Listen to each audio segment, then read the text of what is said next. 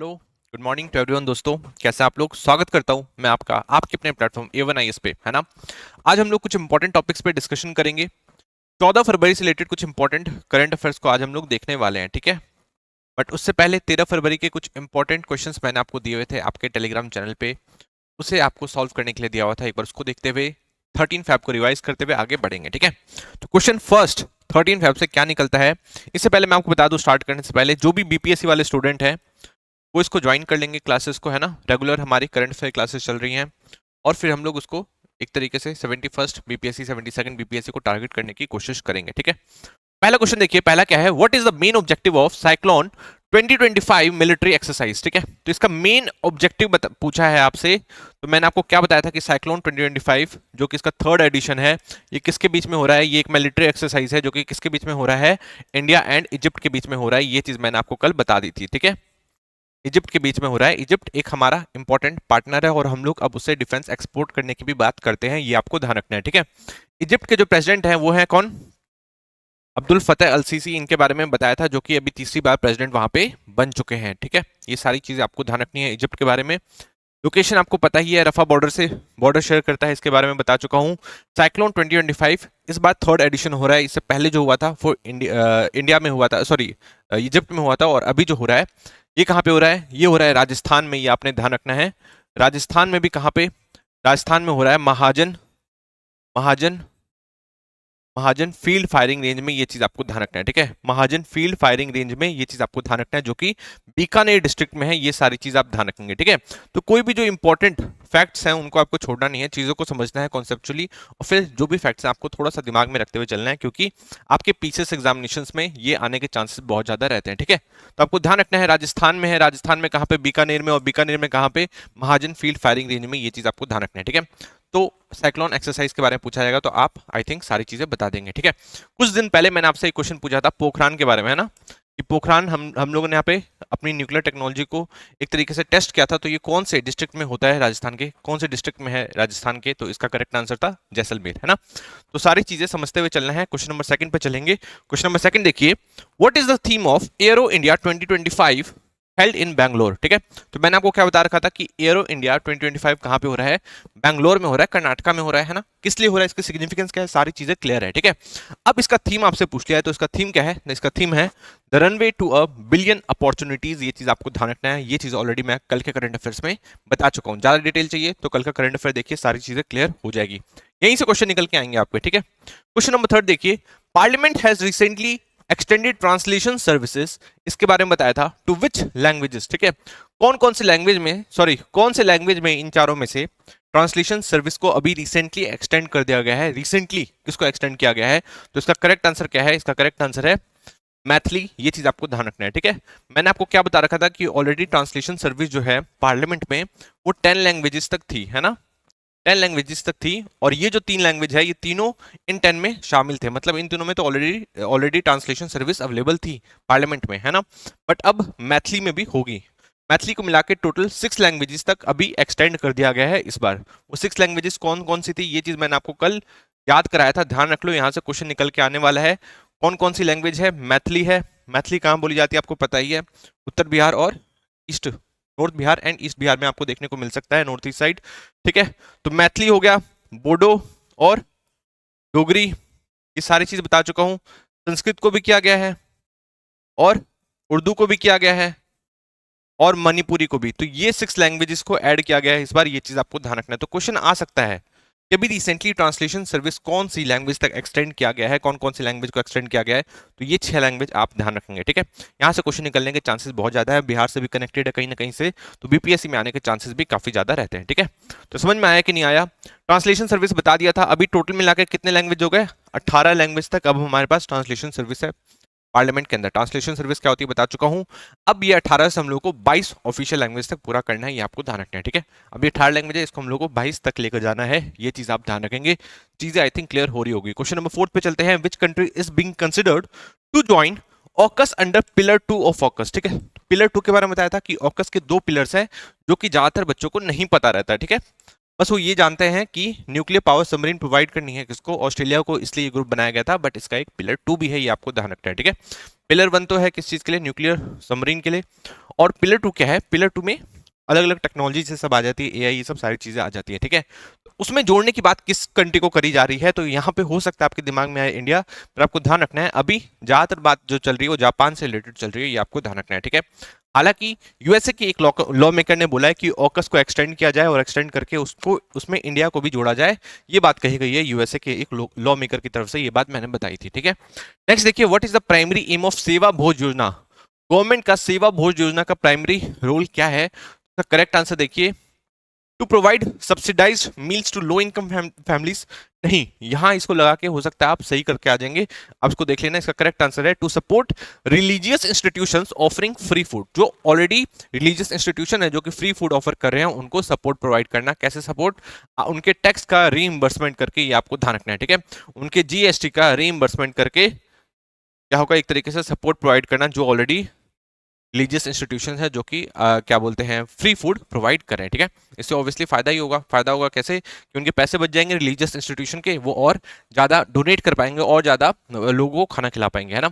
इसकी कुछ कंडीशंस थी, मैंने आपको बताई थी, इसकी कंडीशन ये है कि आपको कम से कम लास्ट के 3 महीने में दिखाना होगा कि आप हर महीने 5,000 लोगों को खाना खिलाते हैं, ये आपको ध्यान रखना है, ठीक है। गवर्नमेंट की ये वाली स्कीम, सेवा भोज योजना स्कीम, मिनिस्ट्री ऑफ कल्चर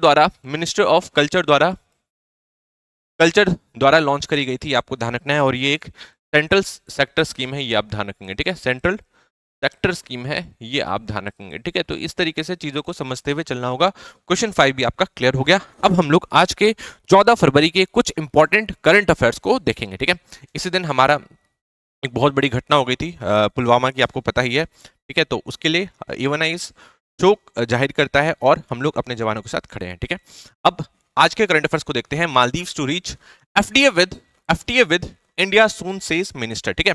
तो एक मिनिस्टर हैं सईद नाम के, पूरा नाम याद रखने की ऑब्वियसली जरूरत नहीं है, मालदीव्स के एक मिनिस्टर हैं, वो कह रहे हैं कि एफटीए के साथ, एफटीए जल्दी साइन हो सकता है किसके साथ, इंडिया के साथ, क्योंकि जो इंडिया है काफी इंटरेस्टेड है और जो मालदीव्स है वो भी काफी इंटरेस्टेड है, तो हो सकता है इंडिया और मालदीव्स का एफटीए देखने को मिले, ठीक है। हालांकि इंडिया की तरफ से अभी ऐसी कोई भी कंफर्मेशन नहीं दी गई है, ये आपको ध्यान रखना है, ठीक है। तो फ्री ट्रेड एग्रीमेंट के बारे में बता चुका हूँ। फ्री ट्रेड एग्रीमेंट क्या होता है, जैसे कि टैरिफ्स कम कर देना, है ना, या पूरा ही खत्म कर दो या कम कर दो, तो उससे क्या होता है, उससे जो बाहर के जो प्रोडक्ट्स हैं वो आपकी कंट्री में आ पाएंगे और आप अपने प्रोडक्ट्स भी दूसरे कंट्री में भेज पाओगे अगर वो लोग भी टैरिफ कम कर देते हैं। तो ये क्या होता है, ये होता है फ्री ट्रेड एग्रीमेंट, समझ में आया। अब ये अलग अलग लेवल का हो सकता है, उसमें हम लोग अभी नहीं जाएंगे, पर आपको ये ध्यान रखना है जब टैरिफ जैसा कम कर दिया जाए, आप पे टैक्सेस जैसा कम कर दिया जाए, तो उससे क्या होगा, उससे फ्री ट्रेड एग्रीमेंट कह सकते हैं, ये आपको ध्यान रखना है, ठीक है। तो ये साइन करना पड़ता है और जितने प्रोडक्ट्स पे साइन किया जाएगा कि मतलब इन सारे प्रोडक्ट्स हैं, इन सारे प्रोडक्ट्स पे हम लोग टैरिफ्स कम करने वाले हैं, तो फिर एक एफटीए माना जाता है, ये आपको ध्यान रखना है, ठीक है। इसका अलग अलग लेवल भी है, ये थोड़ा ध्यान रखेंगे, ठीक है। तो फ्री ट्रेड एग्रीमेंट आपको देखने को मिलेगा किसके साथ, अभी मालदीव्स के साथ, ऐसा मालदीव्स के मिनिस्टर का कहना है, ये आपको ध्यान रखना है, ठीक है।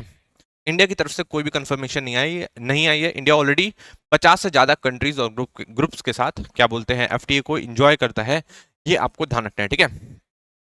आरसीईपी के बारे में सुना होगा आपने, है ना। आरसीईपी हम लोगों ने ज्वाइन नहीं कर रखा, ये भी एक अलग अलग कंट्रीज का ग्रुप है जिन्होंने एफटीए साइन कर रखा है, एक पूरा ग्रुप है, ठीक है, ट्रेड से रिलेटेड। अब इसमें हम लोगों ने ज्वाइन नहीं कर रखा, इसका ज्वाइन ना करने का तर्क भी हमारा यही होता है कि इसमें जितनी कंट्रीज हैं उनके साथ तो ऑलरेडी हमारा फ्री ट्रेड एग्रीमेंट है, तो हम लोग इस ग्रुप में क्यों जाएं, इस ग्रुप में जाएंगे तो और क्या बोलते हैं चाइना को हमारे मार्केट का एक्सेस मिल जाएगा। तो इस तरीके से चीजों को थोड़ा सा आप लिंक करते हुए चलो, ठीक है। यही जो प्रॉब्लम है जो हमारी चाइना के साथ हम लोग फील करते हैं, वही इंडिया को लगता है कि अगर हम दोनों एफटीए साइन कर लेंगे तो यही प्रॉब्लम मालदीव्स के साथ हो जाएगी, है ना। मालदीव्स फिसल डेफिसिट को हैंडल नहीं कर पाएगा, मतलब उनके मार्केट में इंडिया का हो सकता है इतना सारा सामान चल जाए, मालदीव्स जो है फिसल डेफिसिट में चल जाएगा, ये चीज आपको ध्यान रखना है, ये इंडिया का कंसर्न है ना। बट हम लोग तो सच्चे दोस्त हैं, हम लोग नहीं चाहते कि मालदीव्स को गलत तरीके से फंसा के फिर उसका फायदा उठाया जाए, ये चीज आपने ध्यान रखना है। तो इंडिया और मालदीव्स का हो सकता है आपको बाद में एफटीए देखने को मिले, हालांकि अभी हम लोग यूएसए के साथ भी सोच रहे हैं, यूके के साथ भी सोच रहे हैं, ये सारी चीज आपको पता ही है, ठीक है। ये उनके मिनिस्टर की तरफ से कहा गया कि मोहम्मद म्यूजू जब लास्ट टाइम सितंबर अक्टूबर में गए हुए थे प्राइम मिनिस्टर मोदी से मिलने, तभी ये सारी बात रखी गई थी और दोनों ही देशों की तरफ से सहमति इसके लिए दी गई थी, ये चीज आपने ध्यान रखना है, ठीक है। समझ में आया कि नहीं आया, मतलब ये पहले हमारे देश को गालियां दे रहे थे और गालियां से अब सीधा फ्री ट्रेड एग्रीमेंट तक पहुंच चुके हैं। मालदीव्स की लोकेशन आपको पता ही है, मालदीव्स की लोकेशन ये आपको ध्यान रखना है, ठीक है। एक और चीज ध्यान रखना, जो एफटीए होता है, एफटीए में ये मत समझना सिर्फ गुड्स का ही व्यापार होता है, नहीं, इसमें सर्विसेज भी आती हैं, ठीक है। सर्विसेज का भी एफटीए साइन होता है, ये आपको ध्यान रखना है। और अगर आप और भी आगे बढ़ना चाहते हो तो और भी अलग अलग टाइप की चीजें हो सकती हैं, ये चीज आपको ध्यान रखना है, ठीक है। जैसे इंटेलेक्चुअल प्रॉपर्टी और बहुत सारी अलग अलग टाइप की जो चीजें होती हैं उसको भी एफटीए में शामिल किया जा सकता है, ये आपको ध्यान रखना है, ठीक है। नेक्स्ट देखते हैं, एक बार मैं आपको एफटीए का पूरा बता दूंगा कि कौन कौन से लेवल के, अलग अलग लेवल के क्या क्या होते हैं, मैं सारी चीज आपको अच्छे से समझा दूंगा किस दिन अलग से टाइम निकाल के। अभी के लिए हम लोग नेक्स्ट टॉपिक की तरफ आगे बढ़ते हैं। नेक्स्ट टॉपिक है Manipur crisis drags on as BJP weighs its options, ठीक है।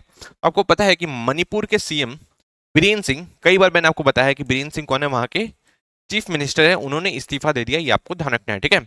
अब वहां पे उन्होंने इस्तीफा दे दिया, बट कोई और लीडर अभी बीजेपी को नहीं मिल रहा जो मणिपुर को संभाल पाए, किसी भी लीडर पे अभी सहमति नहीं बन पा रही है और बहुत ज्यादा एक तरीके से कंट्रोवर्सी चल रही है वहां पे। और वो जो मणिपुर का स्टेट है अभी काफी ज्यादा स्टेबल नहीं कहा जा रहा है, ठीक है। वहां पे जो कंडीशंस है, पॉलिटिकल इंस्टेबिलिटी भी बहुत ज्यादा बढ़ गई है और जो एमएलएस हैं वो भी किसी एक पॉइंट पे एक व्यक्ति के नाम पे अग्री नहीं हो पा रहे, ये आपको ध्यान रखना है, ठीक है।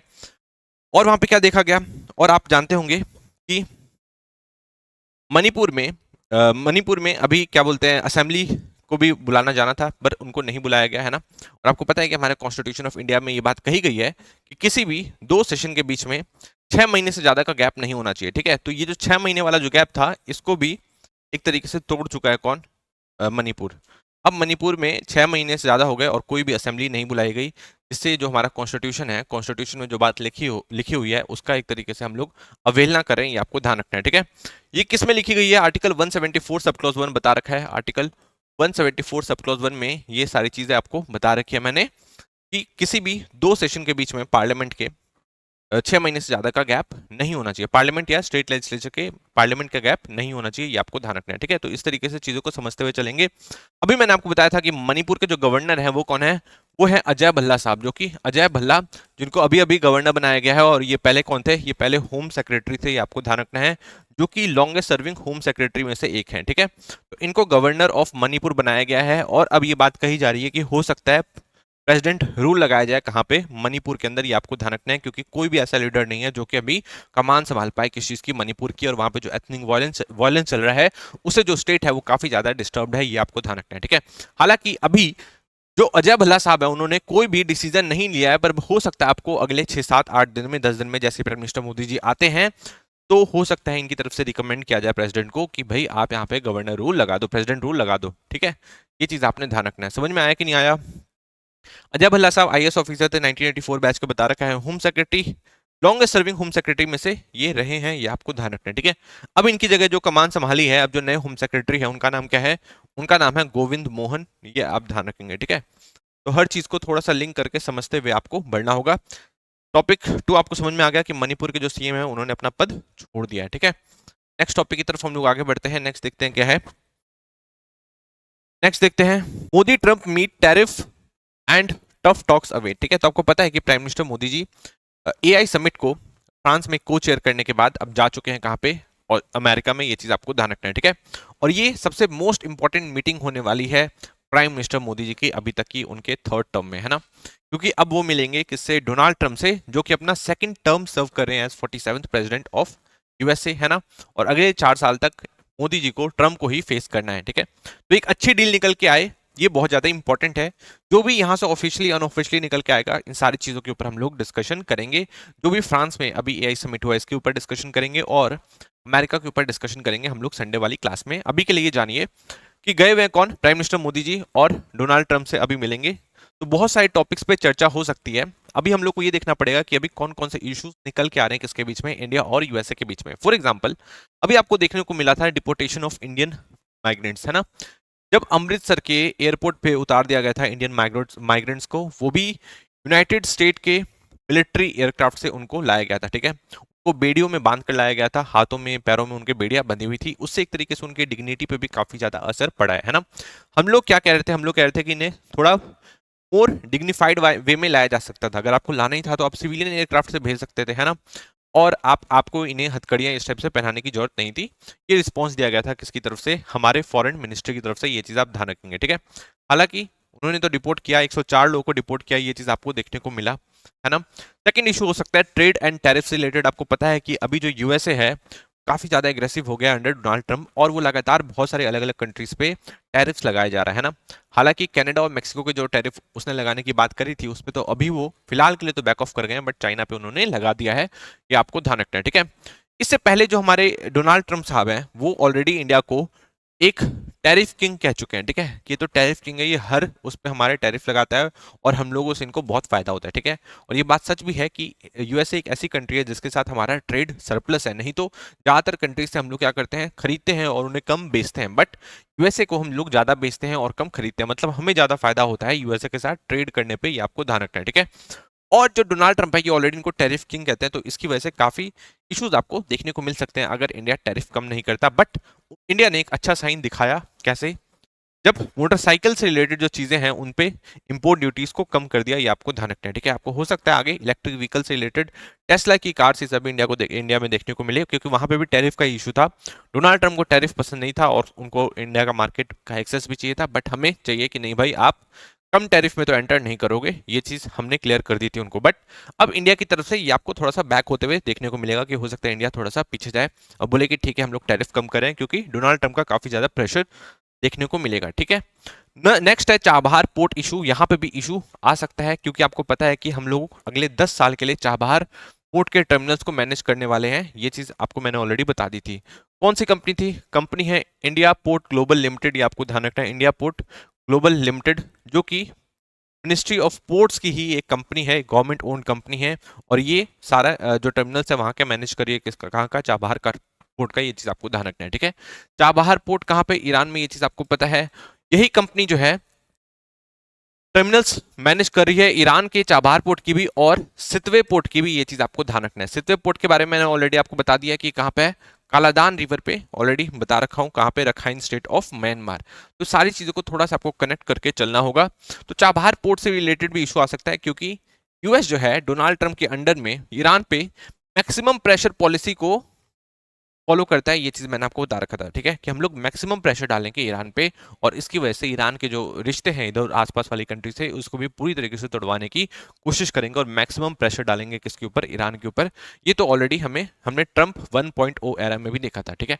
जब ट्रंप की जो पहले सरकार थी, जब वो 45th प्रेसिडेंट थे, तो उस टाइम भी हम लोगों को देखने को मिला था और फिर से अभी देखने को मिल रहा है। तो इससे जो इंडिया का एक्सेस था चाबहार पे और जो जिस तरीके से वो इस्तेमाल करने वाला था सेंट्रल एशियन कंट्रीज तक पहुंचने के लिए, इसमें काफी इंडिया को दिक्कत आ सकती है। तो यहाँ पे भी एक डील निकालने की जरूरत है इंडिया को अमेरिका के साथ मिलकर, ठीक है। नेक्स्ट है अफगानिस्तान एंड गाजा, इसके बारे में तो आपको पता ही है गाजा में क्या चल रहा है। गाजा को पूरी तरीके से साफ करने पे लग गए हैं कौन, डोनाल्ड ट्रंप साहब, और अफगानिस्तान से उन्होंने कहा है कि भाई आपके पास जो भी हमारे क्या बोलते हैं वेपन्स है आप हमें दे दो, हम उसके बदले में आपको पैसे दे देंगे। हालांकि तालिबान ने मना कर दिया, तो यहां से भी कुछ ना कुछ इंडिया को कुछ ना कुछ निकालना पड़ेगा, तभी कुछ बात आगे बन सकती है, ठीक है।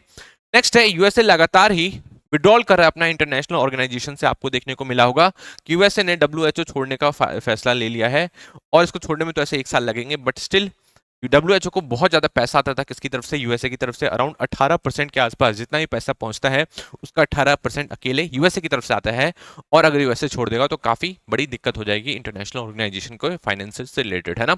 और यूएसए ऐसे भी मोस्ट इंपॉर्टेंट कंट्री है, जब बड़ी बड़ी कंट्रीज ही नहीं रहेंगी, सॉरी इंपॉर्टेंट कंट्री है, जब बड़ी बड़ी कंट्रीज ही नहीं रहेगी इसमें, तो फिर डब्ल्यूएचओ का कुछ खास फायदा होने वाला नहीं है, ठीक है। इन सारी चीजों को आपको समझते हुए चलना होगा। और देख लो यूएसए के बाद आपको पता है कि अर्जेंटीना के जो जेवियर मिली हैं, जो कि वहां के प्रेसिडेंट है, उन्होंने भी बोल दिया कि हम लोग भी छोड़ रहे हैं किसको, डब्ल्यूएचओ को। तो ये सारी जो चीजें हैं यहाँ पे डील क्रैक करनी पड़ेगी इंडिया के प्राइम मिनिस्टर नरेंद्र मोदी को, है ना। डिफेंस से रिलेटेड भी इशू चल रहा है, क्योंकि हम लोग हम लोग अभी रशिया पे अभी भी डिपेंडेंट है और फ्रांस पे डिपेंडेंट है, और यूएसए चाहता है कि भाई ना फ्रांस से खरीदो ना रशिया से खरीदो आप लोग हमसे, ठीक है। तो इन सारी चीजों के ऊपर बात चलेगी प्राइम मिनिस्टर मोदी और डोनाल्ड ट्रंप के बीच में, ये चीज आपको ध्यान रखनी है, ठीक है। तो समझ में आया। तो ये सारी डील जैसी जो भी इनसे रिलेटेड जो भी चीजें निकल के आएगी तो हम लोग डिस्कशन करेंगे संडे वाली क्लास में। अभी देखिए नेक्स्ट टॉपिक क्या है, नेक्स्ट है Trump floats Ukraine may be Russian someday ahead of Zelensky वांस मीटिंग, ठीक है। तो डोनाल्ड ट्रंप के अंडर में जो भी वाइस प्रेसिडेंट है वो कौन है, जेडी वांस, इनके बारे में बता रखा हूं, जिनकी वाइफ है उषा वांस, ठीक है। तो जेडी वांस अभी मिलने वाले हैं व्लादिमीर जेलेंस्की से, ये आपको ध्यान रखना है, जो कि यूक्रेन के प्रेसिडेंट है। अब डोनाल्ड ट्रंप ने एक बहुत ही विवादित कहो या इनकी पॉलिसी वाला बयान कहो, इन्होंने क्या कहा है, इन्होंने कहा है कि हो सकता है यूक्रेन कभी रशियन हो, ठीक है।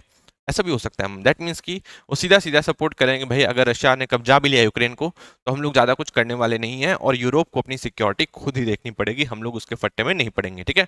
पर ये बात उन्होंने कही कही उन्होंने एक चीज़ और एडवांस बढ़ के कह दी है कि हम लोग क्या करेंगे, हम लोगों ने अभी तक जितने भी पैसे दिए हैं, यूएसए ने जितने भी पैसे दिए हैं यूक्रेन को, हम लोग वो उनसे वापस लेंगे। तो लोगों ने पूछा आप कैसे लोगे, ठीक है।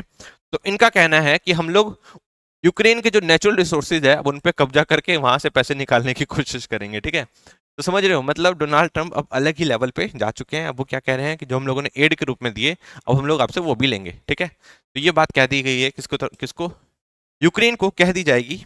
ये अभी पॉलिसी फॉलो करने वाले हैं डोनाल्ड ट्रंप और इसका इन्होंने खुलासा किया है। एक वहां के न्यूज एजेंसी फॉक्स न्यूज पे ये चीज आप ध्यान रखेंगे, ठीक है। समझ में आया कि ट्रंप ने क्या कमेंट किया यूक्रेन के ऊपर, क्या उनकी पॉलिसी रहने वाली है, क्या उनका थॉट प्रोसेस रहने वाला है ना। उन्होंने कहा कि वो भी एक स्पेशल एनवॉय भी भेजेंगे यूक्रेन में और इन सारी चीजों के ऊपर हम लोग बात करेंगे और जेलेंस्की से रिलेटेड, उनकी सिक्योरिटी से रिलेटेड जो जो भी डिमांड्स अगर कुछ होगी तो उसके ऊपर हम लोग बात करेंगे, ठीक है। तो यही सब चीजें अगर आपको देखने को मिलेगी, आगे आपको देखने को मिलेगी, ठीक है। नेक्स्ट टॉपिक की तरफ आगे बढ़ते हैं। नेक्स्ट टॉपिक क्या है, New Zealand rethinks opposition to deep sea mining. Deep sea mining, ठीक है। तो न्यूजीलैंड ने डीप सी माइनिंग को बैन कर रखा है। सिर्फ न्यूजीलैंड नहीं, बहुत सारी ऐसी कंट्रीज है जो कि डीप सी माइनिंग को एक तरीके से सपोर्ट नहीं करती। अब डीप सी माइनिंग क्या होता है, डीप सी माइनिंग होता है हाई सीज में जाके माइनिंग करना। हाई सीज होता है जब इंटरनेशनल वाटर मतलब 200 नॉटिकल माइल्स क्रॉस हो जाता है आपके किसी भी कंट्री से, तो उसके बाद का जो भी पानी है, क्योंकि जो अर्थ है हमारा पूरा प्लैनेट है उसका 70% ज्यादा तो पानी ही है ना। तो वो जो पानी है उसके नीचे जो रिसोर्सेज हैं, जो सीबेड है, वहां पे जो रिसोर्सेज होंगे वो किसके होंगे, तो वो क्या बोलते हैं, वर्ल्ड कम्युनिटी के हिसाब से अभी तक हम लोग ये मान के चलते हैं कि ये पूरी दुनिया के ही हैं, ये पूरी ह्यूमैनिटी के ही हैं। ये आपको ध्यान रखना है, ठीक है। अब यहाँ से दो चीजें हैं, कुछ लोग सोचते हैं कि क्यों ना, कुछ कंट्री सोचते हैं कि क्यों ना हम यहाँ पे जो भी अंदर चीजें हैं उसको एक तरीके से उनका इस्तेमाल करें, ठीक है, और ह्यूमैनिटी को आगे बढ़ाएं। पर दूसरा थॉट प्रोसेस क्या है कि भाई जो वो सब चीजें हैं उनको आप छोड़ दो, नहीं तो क्या होगा, एक तरीके से सब लोग फिर एक रेस में लग जाएंगे और फिर सब लोग वहां से कुछ ना कुछ चीजें निकालने की कोशिश करेंगे और इसकी तरह से काफी ज्यादा पॉल्यूशन होगा हमारे ओशंस में और हमारा प्लेनेट जो कि पहले ही इतना गर्द में जा रहा है वो और पूरी तरीके से तबाह हो जाएगा, है ना। क्योंकि जब वहां पे आप माइनिंग ये सब करने की कोशिश करोगे तो वहां से लाइट पॉल्यूशन होगा, है ना, कि आप कुछ भी इक्विपमेंट लेके जाओगे वहाँ लाइट पॉल्यूशन होगा और भी बहुत सारे अलग अलग टाइप के पॉल्यूशन, एयर पॉल्यूशन होगा, वाटर पॉल्यूशन होगा, है ना। मतलब वो पूरी तरीके से वहाँ की इकोलॉजी खराब हो सकती है, इसलिए हमें इसको सपोर्ट नहीं करना चाहिए। तो इन्हीं कंट्रीज में से एक था न्यूजीलैंड जो कि डीप सी माइनिंग को सपोर्ट नहीं करता, ये आपको ध्यान रखना है, ठीक है। बट न्यूजीलैंड में फिर जो प्रेसिडेंट है, वहां के प्राइम मिनिस्टर जो है वो चेंज हुए। पहले कौन थे, पहले थे जैकिंडिया आर्डन करके, जैकिंडिया आर्डन नाम के न्यूजीलैंड के प्रेसिडेंट थे, जो कि अब लुक्सॉन क्रिस्टोफर आई थिंक, ठीक है, चेंज हो चुके हैं। तो अब उनके अंडर के जो मिनिस्टर हैं, फॉरेन मिनिस्टर, रिसोर्स मिनिस्टर, जिनका नाम शेन जोन्स है, उनका कहना है कि भाई ये जो हम लोगों ने डीप सी माइनिंग पे क्या बोलते हैं बैन लगा रखा था, अब हम लोग उस बैन को हो सकता है लिफ्ट कर लें, क्योंकि इससे जो हमारी इकोनॉमी है, अगर हम लोग उसको बैन को लिफ्ट नहीं करेंगे तो इससे जो हमारी इकोनॉमी है वो काफी पीछे रह जाएगी। और उन्होंने एक तो क्या बोलते हैं पुराने जो फॉर्मर प्राइम मिनिस्टर थे उनको एक तरीके से क्रिटिसाइज भी किया इस पॉलिसी को फॉलो करने के लिए। उनका कहना है कि भाई इकोनॉमिक, अपनी जो इकोनॉमी है उसको भी तो आप इंपॉर्टेंस दो, ठीक है, आप इनको इंपॉर्टेंस दोगे तभी तो बात आगे बढ़ेगी, ठीक है। अब बात यह है कि जो सीबेड होता है, जो हाई सीज होता है, वहां पे डीप सी माइनिंग करेंगे तो उससे फायदा क्या होगा, वहां से ये फायदा होगा कि वहां पे बहुत सारे आपको रेयर अर्थ मेटल्स मिलेंगे, ठीक है, वहां पे क्रिटिकल मिनरल्स मिलेंगे। तो उन सारी चीजों को निकालना बहुत ज्यादा इंपॉर्टेंट है अगर किसी कंट्री को आगे बढ़ना है, तो ऐसे कुछ कंट्रीज मानती हैं, ये चीज आपको ध्यान रखना है, ठीक है। तो न्यूजीलैंड भी ये चीज करना चाहता है। आपको पता है कि मैंने कुछ दिन पहले, 10 दिन पहले अभी से समुद्रयान के बारे में बताया था, है ना, समुद्रयान के बारे में बताया था। मैंने आपको बताया था कि इसको 600 करोड़ रुपए दिए गए हैं इस बार के बजट में, और इसका काम भी क्या था, इसका काम भी था डीप सी माइनिंग ही करना है, ठीक है। तो इंडिया भी करने की कोशिश कर रहा है, ये आपको ध्यान रखना है, ठीक है। बट एनवायरमेंट पे इससे काफी बुरा असर देखने को मिलेगा, ये चीज आपको ध्यान रखनी है, ठीक है। नेक्स्ट देखते हैं। नेक्स्ट एक चीज आप देख लो कि वहां पे पॉलीमेटेलिक नोड्यूल्स भी देखने को मिलते हैं। पॉलीमेटेलिक नोड्यूल्स कैसे होते हैं एक बार देख लो, ये इस टाइप के होते हैं, इनको मैंगनीज के बने हुए नोड्यूल्स भी कहते हैं, इनको मैंगनीज नोड्यूल्स भी कहते हैं, ये आपको ध्यान रखना है, ठीक है। क्योंकि मैंगनीज के बने होते हैं, इसमें बहुत सारे कोबाल्ट, निकल, अलग अलग टाइप के मेटेलिक और नॉन मेटेलिक मिनरल्स पाए जाते हैं, ये आपको ध्यान रखना है, ठीक है। अब इससे आप लोग एनर्जी प्रोड्यूस करने के लिए इस्तेमाल कर सकते हो, बहुत ये अलग अलग टाइप का इनका इस्तेमाल किया जा सकता है। ये रेयर अर्थ मेटल है जिनका इस्तेमाल किया जा सकता है ह्यूमैनिटी को आगे बढ़ाने में, ठीक है। अब बात यहाँ पे ये है कि इनका इस्तेमाल किया जाए कि ना किया जाए, ऐसे हम लोगों ने पूरे प्लेनेट को पूरी तरीके से तबाह कर रखा है, ये चीज सबको पता ही है, ठीक है। तो इस टाइप के नोड्यूल्स होते हैं, तो आप देख सकते हैं इन्हीं का इस्तेमाल करके कुछ लोग कंट्री सोचते हैं कि हम लोग आगे बढ़ सकते हैं। नेक्स्ट है एआई में not steel many jobs, after all it may just workers more efficient, ठीक है।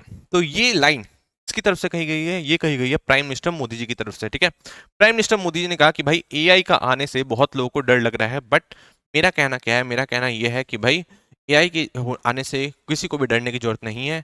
ये बस वर्कर्स को मोर एफिशिएंट बनाएगा। जैसे कि हमने प्राइम एग्जांपल इंडिया में देखा था, जब कंप्यूटर आ रहा था तो बहुत प्रोटेस्ट भी हुए थे उस टाइम, काफी ज्यादा लोग खड़े हो गए थे कि भाई कंप्यूटर आएगा तो 10 लोगों का काम तो अकेले कर ले रहा है, ठीक है, 100 लोगों का काम वो अकेले कर लेगा, तो ऐसे तो लोगों की जॉब जाएगी। बट नहीं, कंप्यूटर आने की वजह से जैसे जॉब्स चेंज हुई, जॉब्स का जो नेचर था वो चेंज हुआ, है ना, फिर से हमें लोगों को कंप्यूटर सिखाना पड़ा। तो उन प्राइम मिनिस्टर मोदी का कहना है कि इस बार हमें भी फिर से रीस्किलिंग करनी पड़ेगी, पर इसका मतलब ये नहीं कि जॉब चल जाएंगी, जॉब्स के टाइप्स हो सकता है बदल जाए, है ना। अभी कुछ दिन पहले रिपोर्ट आई थी कि जो अभी जितने भी जॉब्स एग्जिस्ट करते हैं प्रेजेंट वर्ल्ड में, उसके 39% जो जॉब्स हैं वो खत्म हो जाएंगे, ठीक है। 39% जो उसके जॉब्स हैं वो खत्म हो जाएंगे, तो मतलब उनका नेचर चेंज हो जाएगा, ये कहने का मतलब है। समझ में आ रहा है? जैसे कंप्यूटर में आने के बाद नेचर चेंज हो गया, बहुत सारी चीजें हम लोग एक्सेल ये सब बहुत अलग अलग टाइप की चीजें सीखने लगे, एडिटिंग सीखने लगे। अगर अगर नहीं आता कंप्यूटर तो हम लोग एडिटिंग तक कभी पहुंच ही नहीं पाते, है ना, वीडियोग्राफी, इन सारी चीजों तक पहुंच ही नहीं पाते। तो यही बात है कि हमें रीस्किलिंग करना पड़ेगा, पर इसका मतलब ये नहीं कि जॉब्स खत्म हो जाएगी। किसका कहना है? ये है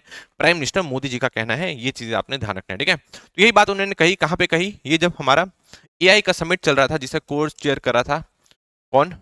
प्राइम मिनिस्टर मोदी जी को चेयर कर रहे थे, कहाँ पे? फ्रांस के अंदर। ये चीज आपको ध्यान रखना है, ठीक है। वहां पे उन्होंने यही बात किया कि जॉब डिस्प्लेसमेंट एंड रीस्किलिंग, मतलब रीस्किलिंग होगी, डेमोक्रेटाइज करना पड़ेगा उसके लिए हमें एआई को, एंड बिल्डिंग ट्रस्ट, ठीक है। मतलब जो एआई है उसको डेमोक्रेटाइज करना पड़ेगा, जैसे कि इंटरनेट ने, यूट्यूब ने डेमोक्रेटाइज कर दिया एक तरीके से। जैसे कि पहले पहले आप जानते होंगे कि आपको मूवीज बनानी है तो बॉलीवुड में कुछ बड़े बड़े करण जौहर, ये सब बड़े बड़े लोग बैठे होंगे, आप उनके उनकी चरण वंदना करोगे तभी आपको कुछ काम मिल पाएगा। बट नहीं, अब क्या है, आप बड़ी बड़ी चीज खुद ही बना सकते हो। टिकटॉक आया बीच में, इंस्टाग्राम आया, यूट्यूब आया, तो इसने एक तरीके से जो हमारा पूरा वर्ल्ड है उसको डेमोक्रेटाइज कर दिया, जो पावर है कॉमन लोगों के हाथ में दे दी। तो यही पावर, एआई से रिलेटेड पावर हमें कॉमन कॉमन जो लोग हैं, ठीक है, उनके हाथों में देने की जरूरत है। ये चीज आपको ध्यान रखना है, ठीक है। ऐसा नहीं कि चैट जीपीटी जैसा कुछ लॉन्च कर दिया गया एक कंट्री की तरफ से, और उसने बोला कि भाई इसमें तो बहुत ज्यादा डेटा लगता है और कोई भी कंट्री नहीं बना सकती इसको, ठीक है, हम ही बनाने वाले हैं। फिर चाइना वाले डीप सीक कर देते हैं और फिर वो अपना अपना एजेंडा चलाते हैं और पूरे वर्ल्ड में एक तरीके से एजेंडा चलाने की कोशिश करते हैं। ऐसा नहीं करना चाहिए, हमें इसे डेमोक्रेटाइज करना पड़ेगा, और open source AI system available होना चाहिए सारी कंट्रीज के पास, ताकि वो अपना खुद का इस तरीके से चैट जीपीटी टाइप का जो प्रोडक्ट्स हैं उसे लॉन्च कर पाए, ठीक है।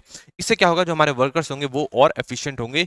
ये कहा गया है किसकी तरफ से? प्राइम मिनिस्टर मोदी जी की तरफ से। ये चीज आपको ध्यान रखना है, ठीक है।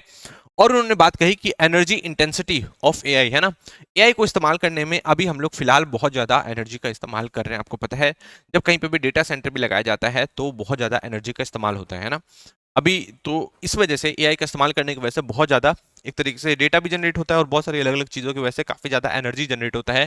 तो इसे भी हमें थोड़ा सा रोकने की जरूरत है और इसे ग्रीन एनर्जी की तरफ बढ़ने की जरूरत है, ठीक है। तो ऐसा नहीं कि हम लोग एआई में तो आगे बढ़ते गए, पर उसकी वजह से जो एनर्जी जनरेट हो रहा है उसकी वजह से हमारे एनवायरमेंटल काफ़ी ज़्यादा इश्यूज होने लग जाए, ठीक है।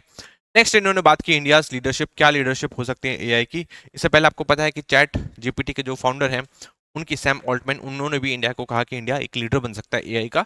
और पहले उन्होंने क्या कहा था कि इंडिया कभी बना ही नहीं सकता चैट जीपीटी जैसा कोई भी चीज, ठीक है। तो ये सारी चीजें हैं जो देखने को मिली है अभी एआई समिट के दौरान प्राइम मिनिस्टर मोदी और फ्रांस के प्रेसिडेंट इमैनुअल मैक्रोन के साथ, ठीक है। नेक्स्ट देखते हैं, PM Modi gifts French president Macron Chhattisgarh illustrious Dokra art work, ठीक है। तो आपको पता है जब प्राइम मिनिस्टर मोदी कहीं पे भी जाते हैं तो कुछ ना कुछ गिफ्ट तो देते ही है ना। पिछली बार जैसे जो बाइडेन से जब मिले थे और उनकी वाइफ जिल बाइडेन से मिले थे तो वहां पे उन्होंने पश्मीना शॉल्स दिया था और भी अलग अलग टाइप की चीजें दी थी, ठीक है। तो इस बार जब फ्रेंच प्रेसिडेंट मैक्रोन से मिले तो उन्होंने दिया डोकरा आर्ट वर्क। अब ये डोकरा आर्ट वर्क कौन से स्टेट से बिलोंग करता है आपको ध्यान रखना है, छत्तीसगढ़ से बिलोंग करता है। और वहां के ज्यादातर जो ट्राइब्स हैं वो इस टाइप के आर्ट्स को बनाते हैं, इस टाइप के जो क्राफ्ट्स हैं उन लोगों को बनाते हैं। ये चीज आपको ध्यान रखना है, ठीक है। इसमें म्यूजिक करते हुए या कोई भी उनका जो ट्रेडिशन रहा है उसको शोकेस करते हुए इस टाइप के क्राफ्ट को बनाया जाता है, डोकरा आर्ट वर्क को। ये चीज आपको ध्यान रखना है, ठीक है। इसे बनाया कैसे जाता है ये चीज आपको ध्यान रखना है। इसमें एंशियंट जो वैक्स टेक्निक थी, वैक्स टेक्निक का इस्तेमाल किया जाता है, जो आपने अपने एंशियंट हिस्ट्री में सुना भी होगा, 4000 से पहले से जो चली हुई आ रही है उसका इस्तेमाल किया जाता है और उस तरीके से इसे बनाया जाता है डोकरा आर्ट वर्क को। ये आपको ध्यान रखना है, ठीक है। तो किससे बिलोंग करता है ये छत्तीसगढ़ से बिलोंग करता है। 4000 से साल से भी पुरानी जो टेक्निक है उसका इसमें इस्तेमाल किया जाता है और इस टाइप की चीजें बनाई जाती है, ठीक है। अब देखो ये क्राफ्ट दिया गया किसकी तरफ से? प्राइम मिनिस्टर मोदी जी की तरफ से। एग्जैक्टली यही था, इसमें कुछ इस टाइप के दिखाए गए हैं जो कि म्यूजिक बजा रहे हैं और इसको दिया गया है किसको, प्रेसिडेंट डोनाल्ड ट्रंप को, प्रेसिडेंट मैक्रोन को प्राइम मिनिस्टर मोदी जी की तरफ से, ये चीज आपको ध्यान रखना है, ठीक है। उनकी फर्स्ट लेडी को भी दिया गया है silver hand engraved table mirror, कुछ इस टाइप का टेबल मिरर दिया गया है। उनकी जो फर्स्ट लेडी है, प्रेसिडेंट की जो वाइफ है, उनको दिया गया है, ये चीज आपको ध्यान रखना है, ठीक है। नेक्स्ट देखते हैं, अभी थोड़ा सा टाइम कम है तो अभी हम लोग क्या बोलते हैं, 2 टॉपिक हैं उसको स्किप करेंगे और उसको कल हम लोग करने की कोशिश करेंगे, ठीक है। बट उससे पहले हम लोग को एक इंपॉर्टेंट चीज कंप्लीट करनी है। एक मैं आपको चीजें बता देता हूँ, कल से रिलेटेड ही है, क्या है एक बार हम लोग देख लेते हैं, ठीक है। ये वाला टॉपिक हम लोग देख लेते हैं, ठीक है। बीच के 2 टॉपिक स्किप किए हुए हैं वो मैं कल की क्लास में कंप्लीट करा दूंगा। अभी के लिए देखिए, मैंने आपको बताया था एरो इंडिया एक्सपो जो कि 2025 का बेंगलोर में हो रहा है ना, तो मैंने आपको बताया था कि हम लोग टेक्नोलॉजीज को भी दिखाते हैं, हमारी जो एयरफोर्स की जो टेक्नोलॉजीज है उसको भी दिखाने की कोशिश करते हैं, हमारी डिफेंस कैपेबिलिटीज को भी दिखाने की कोशिश करते हैं, और बहुत सारी अलग अलग कंट्रीज के साथ हमारी डील भी हो सकती है, ठीक है। तो उसी के तहत डिफेंस मिनिस्टर हमारे राजनाथ सिंह है, उन्होंने बायलैटरल टॉक्स भी किए हैं, किसके साथ, जिम्बाब्वे के साथ, यमन के साथ, इथियोपिया के साथ, गाम्बिया के साथ एंड गैबोन के साथ। ये चीज आपको ध्यान रखना है, ठीक है। अब मेन चीज क्या है कि इनसे रिलेटेड किस बारे में बात हुई, तो बेसिकली सिक्योरिटी से रिलेटेड ही बात हुई, ठीक है। और आगे अगर आपको कोई इक्विपमेंट खरीदते हुए देखा जाएगा, कोई खरीदेगा तो उसके बारे में हम लोग अलग से बात करेंगे, ठीक है। तो एक बार हम लोग इनकी लोकेशन देख लेते हैं, इन सारी कंट्रीज की लोकेशन देख लेनी जरूरी है, ठीक है। जिम्बाब्वे से बात हुई, जिम्बाब्वे की लोकेशन देख लो कहाँ पे है, जाम्बिया और जिम्बाब्वे, ये ऑलरेडी मैं आपको बता चुका हूँ, ठीक है। तो जाम्बिया और जिम्बाब्वे यहाँ पे आपको ध्यान रखना है, और यहाँ पे एक आपको लेक मिलेगा, है ना, लेक करीबा नाम का, लेक लेक करीबा नाम का, ठीक है। ये सबसे बड़ा लेक है बाय वॉल्यूम, ये आपको ध्यान रखना है, ठीक है। अगर आपसे पूछा कि सबसे बड़ा लेक बाय सरफेस एरिया कौन सा है तो अलग है, बट अगर आपसे पूछा कि बाय वॉल्यूम कौन है तो लेक करीबा है, ये चीज आपको ध्यान रखना है, ठीक है। बाय सरफेस एरिया कौन है ये आप मुझे नीचे कमेंट सेक्शन में बताएंगे, ठीक है। ये किसके बीच में है, ये है जाम्बिया और जिम्बाब्वे के बीच में, और लेक करीबा से ऑलरेडी यूपीएससी में आपके क्वेश्चन आ चुके हैं, ठीक है। तो जाम्बिया और जिम्बाब्वे के बीच में है लेक करीबा, और ये जम्बेजी रिवर पे है, ये भी आप ध्यान रखना है, ठीक है।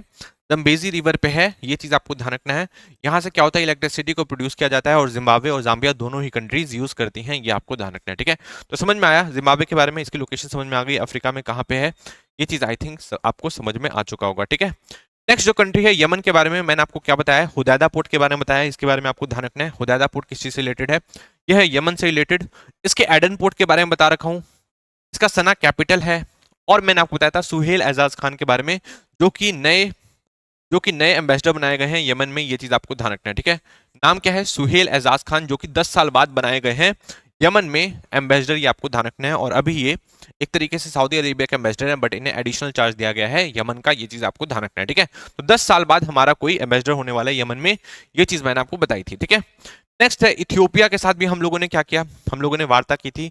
इथियोपिया की लोकेशन आपको पता चल गई अफ्रीका, और ये कहाँ पे आपको ध्यान रखना है, हॉर्न ऑफ अफ्रीका में, ठीक है। हॉर्न ऑफ अफ्रीका में कौन कौन सी कंट्रीज होगी, सोमालिया, एरिथ्रिया, इथियोपिया, ठीक है, और जिबूती, ये चीज आपको ध्यान रखना है, ठीक है। जिबूती ये रहा, तो सीड से याद कर सकते हो, ये चीज आपको ध्यान रखनी है। तो इथियोपिया की लोकेशन भी आई थिंक आपको समझ में आ गई होगी, ये कहाँ पे है, हॉर्न ऑफ अफ्रीका में है, ये आप ध्यान रखेंगे, ठीक है। तो आई थिंक आपको ये सारी चीज समझ में आ चुकी होगी। इथियोपिया, और इसका जो कैपिटल है वो क्या है, एडिस अबाबा, ये चीज आप ध्यान रखेंगे। और एडिस अबाबा ही हेडक्वार्टर है किसका, अफ्रीकन यूनियन का, ये आपने ध्यान रखना है, ठीक है। तो अफ्रीकन यूनियन का हेडक्वार्टर भी कहाँ पे है, एडिस अबाबा में ही है, ये आपको ध्यान रखना है। और एक लास्ट कंट्री और आप देख लो, लास्ट कंट्री कौन सी है, गाम्बिया, ठीक है।